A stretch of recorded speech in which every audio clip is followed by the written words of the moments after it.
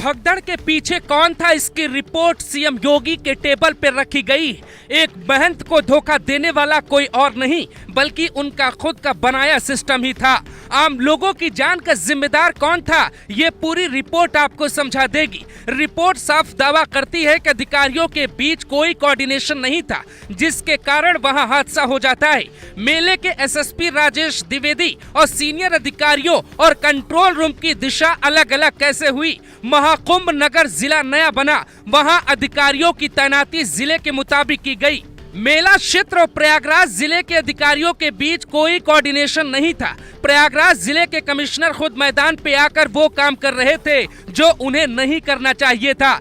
सूत्र कहते हैं कि रिपोर्ट पे कई चौंकाने वाली बात लिखी गई। सबसे बड़ा खुलासा ये हुआ है कि अधिकारियों की हनक भारी पड़ गई। अधिकारियों में कोई कोऑर्डिनेशन नहीं होना। यहाँ DIG Vaibhav Krishna control room में बैठकर सीधे भीड़ से बात कर रहे, जबकि उनको अपनी पुलिस को बताना था। जो भीड़ में तैनात थे सिपाही, वो भीड़ को समझाते कि किधर जाना था, किधर आना था।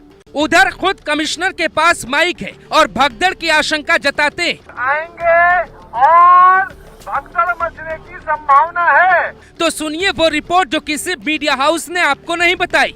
प्रयागराज के कमिश्नर विजय विश्वास पंत का बैच 2004 है। वो प्रयागराज के कमिश्नर है, यानी मंडलायुक्त। ये पद किसी आईएएस के पास ही होता है, यानी प्रयागराज मंडल के सबसे सीनियर अधिकारी का पद इन्हीं के पास है। अब एक नया जिला बना, मेला नगर के कमिश्नर आईपीएस तरुण गाबा को बनाया गया, यानी ये मेला क्षेत्र के सबसे बड़े बॉस बनाए गए। हालांकि इनके ऊपर डीएम भी थे।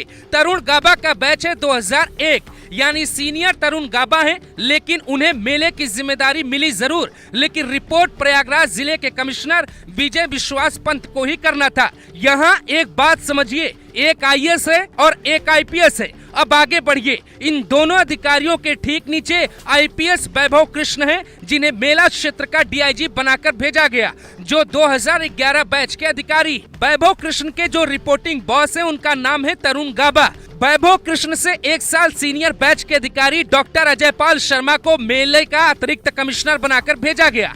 अजय पाल के बॉस भी तरुण गाबा ही थे, जबकि मेला क्षेत्र के एसएसपी राजेश द्विवेदी भी रिपोर्ट कमिश्नर तरुण गाबा को ही कर रहे थे। कई जिलों के अधिकारी बुलाए गए थे, 50,000 फोर्स तैनात थी, तो ये समझ नहीं आया पूरी टीम को कौन लीड कर रहा था। इस पूरी बात को समझने के लिए थोड़ा और वक्त दीजिए। अब ये तस्वीर देखिए, ये हैं विजय विश्वास पंत, प्रयागराज के कमिश्नर, जो खुद भीड़ के सामने कहते हैं आएंगे और भगदड़ मचने की संभावना है। तो सवाल उठता है कि इनके नीचे के अधिकारी कहाँ थे? क्या अधिकारियों में कोई कोऑर्डिनेशन नहीं था? इसका एक सबूत दिखाते हैं। 27 जनवरी को योगी आदित्यनाथ प्रयागराज गए, वहां अधिकारियों के साथ बैठक की। उस बैठक में मेला क्षेत्र के अधिकारी और प्रयागराज जिले के अधिकारी शामिल हुए, जिसमें ये सभी अधिकारी शामिल थे। योगी ने बैठक में कहा था कोई घाट पर नहीं सोएगा, कोई बैग रखकर वहां आराम नहीं करेगा, भीड़ पे पूरा नियंत्रण होना चाहिए। तो फिर घटना के 8 घंटे पहले प्रयागराज के कमिश्नर विश्वास विजय पंत खुद भगदड़ की बात क्यों कहते हैं? अगर उन्हें ये कहना ही था तो अपनी पुलिस को कहते, टीम को कहते, एसएसपी राजेश द्विवेदी को कहते। यानी यहाँ अधिकारियों का अपना ईगो आ गया।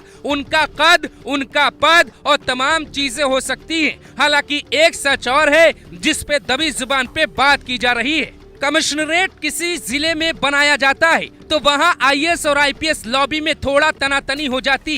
पुलिस विभाग के कई बॉस होने के बाद भी पूरा कंट्रोल था वहां के मंडलायुक्त के पास। मंडलायुक्त यानी कमिश्नर हैं, जो आईएएस रैंक के अधिकारी हैं। विजय विश्वास पंत उनका नाम है, जो खुद मैदान में भगदड़ मचने के पहले अनाउंस कर रहे थे। अब यहाँ दो बातें समझिए। आईएएस मतलब सरकार का प्रतिनिधि और आईपीएस यानी प्रशासन का हिस्सा। दोनों का काम करने का तरीका अलग अलग होता है। जहां कमिश्नरेट बनाया जाता है वहां आईएएस की ताकत कम हो जाती है। इसका विरोध कई बार खुद आईएएस एसोसिएशन कर चुका है। प्रयागराज के कमिश्नर विजय विश्वास पंत की तरह ही मेला क्षेत्र के डीएम विजय किरण आनंद भी तैनात थे।